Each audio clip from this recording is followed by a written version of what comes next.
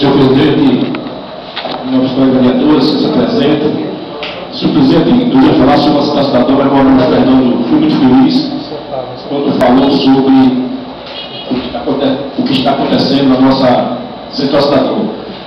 Um órgão tão importante que vem beneficiar a nossa cidade, que foi trazido, veio aqui para a nossa cidade através do ministro hoje, Marinaldo Alves Filho.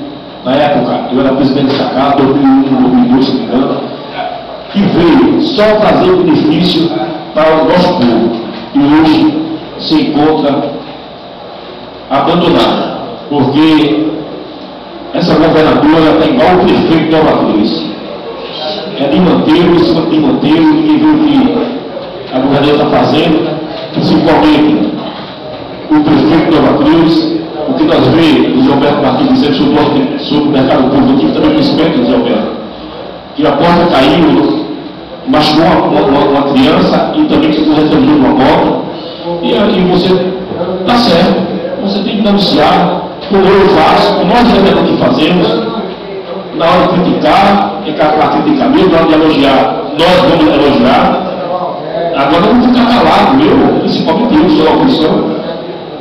Ver as escolas do meu município cortar energia, os prédios públicos do Nova Cruz sendo cortar energia, por falta de responsabilidade, por falta de competência. Não é falta de dinheiro, tenho certeza que é falta de dinheiro, é falta de organização, é falta de planejamento.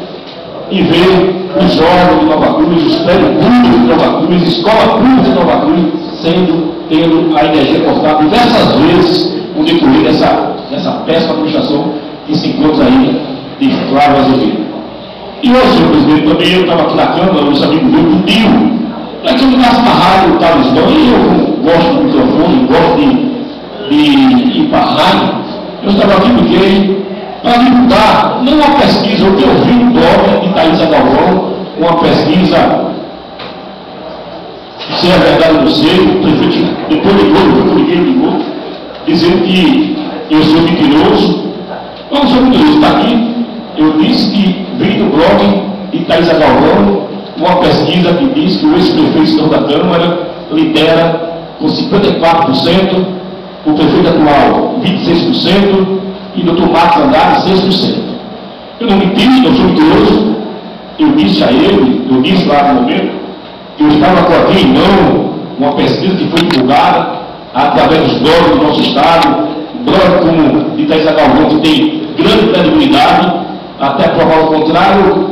O povo disse que era uma grande jornalista, grande bloguista, e eu só vim dizer o que eu vi, que eu li, estava escrito e outros blogs que copiou, e eu, como vereador, não confio em pesquisa também. A pesquisa dava que o vereador era derrotado na campanha passada em 2008, mas meus amigos, meus familiares, Jesus Cristo fez que eu me elegesse.